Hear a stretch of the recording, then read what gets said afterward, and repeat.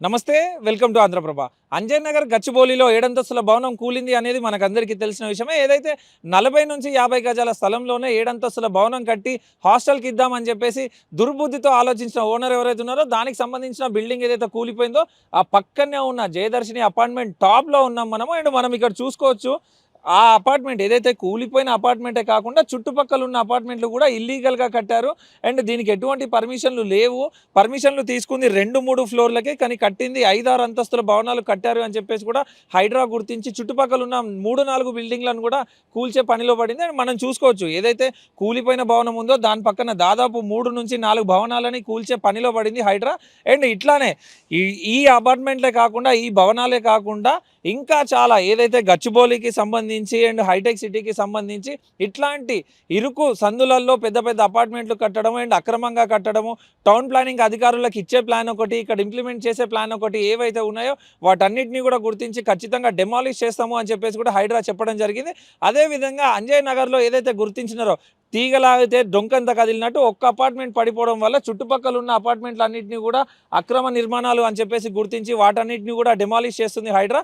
And రేపటి రోజు కూడా మిగతా భవనాలన్నింటినీ కూడా మేము చెక్ చేస్తాం అండ్ మిగతా భవనాల పర్మిషన్లు కూడా మేము చెక్ చేస్తామని చెప్పేసి కూడా హైడ్రా అధికారులు మాట్లాడుతున్న పరిస్థితి. ఏది ఏమైనా చిన్న చిన్న స్థలాలలో పెద్ద పెద్ద అపార్ట్మెంట్లు కట్టి అండ్ బాగా ధనం ఆర్జించవచ్చు అని చెప్పేసి కూడా దుర్మార్గమైన ఆలోచనతో ఉన్నారు జనాలందరూ కూడా. అండ్ జనాల ప్రాణాలతో ఆటలాడుకుంటున్నారు. ఏదైతే భవనం ఉందో అది పూర్తిగా నిర్మాణ దశలోనే ఉంది కాబట్టి ఎటువంటి భారీ ప్రాణ నష్టం జరగలేదు. ఒకవేళ ఆ భవనం మొత్తం నిర్మాణం కంప్లీట్ అయ్యి దాంట్లో ఎవరైనా ఉండే పరిస్థితి ఉంటే మాత్రం ఖచ్చితంగా భారీ ప్రాణ నష్టం కూడా ఏర్పడేది అని చెప్పేసి కూడా స్థానికులంతా కూడా మాట్లాడుతున్న పరిస్థితి. మరో పక్కన ఎవరైతే దాంట్లో వర్క్ చేసే రోజు కూలీలుగా వర్క్ చేసే వాళ్ళు ఉన్నారో వాళ్ళు కూడా 2 మృతదేహాలు కూడా బయటపడ్డాయని చెప్పేసి మనకు తెలుస్తున్న పరిస్థితి. వాళ్ళు టైల్స్ వేసే క్రమంలోనే ఆ బిల్డింగ్ లోపల ఉన్న సందర్భంలోనే ఆ ఇల్లు కూలిపోవడం జరిగింది.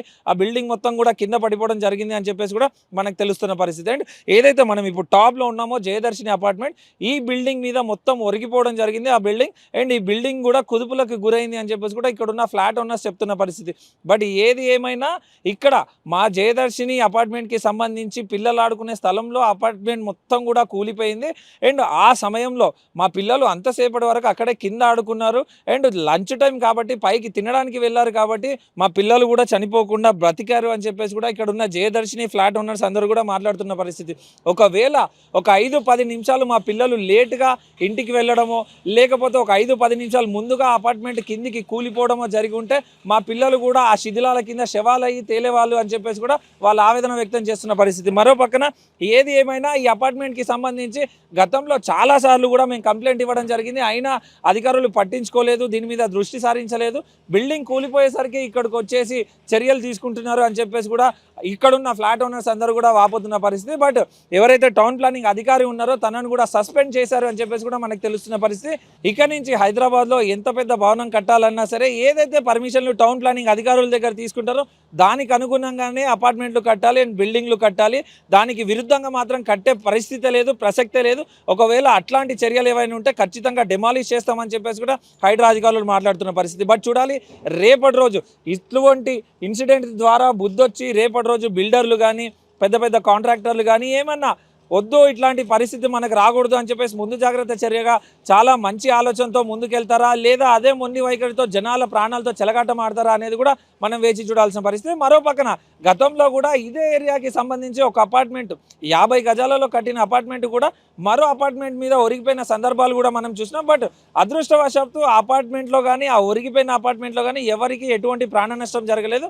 బట్ ఇక్కడ మాత్రం 2 మాత్రం మృతదేహాలు బయటపడినాయి అని చెప్పేసి మనకు తెలుస్తున్న పరిస్థితి. భారీ ప్రాణ నష్టం మాత్రం జరగలేదు అని చెప్పేసి మనకు తెలుస్తున్న పరిస్థితి. బట్ ఏది ఏమైనా ఫ్యూచర్లో మాత్రం ఇటువంటి సంఘటనలు జరగకుండా కఠినమైన చర్యలు తీసుకుంటామని చెప్పేసి టౌన్ ప్లానింగ్ అధికారులు కానీ జిహెచ్ఎంసీ అధికారులు కానీ హైడ్రా అధికారులు కానీ మాట్లాడుతున్న పరిస్థితి. బట్ చూడాలి ఫ్యూచర్లో ఎవరైతే బిల్డర్స్ ఉంటారో వాళ్ళందరూ కూడా జనాల ప్రాణాలతో చెలగాటాలు ఆడకుండా నియమ నిబంధనలన్నీ పాటిస్తూ కఠినమైన నిబంధనలన్నీ పాటిస్తూ బిల్డింగ్లు కడతారా లేదా అనేది కూడా వేచి చూడాల్సిన పరిస్థితి. కెమెరామ్యాన్ సన్నీతో మల్లేష్, ఆంధ్రప్రభ, గచ్చిబౌలి, అంజయ్ నగర్.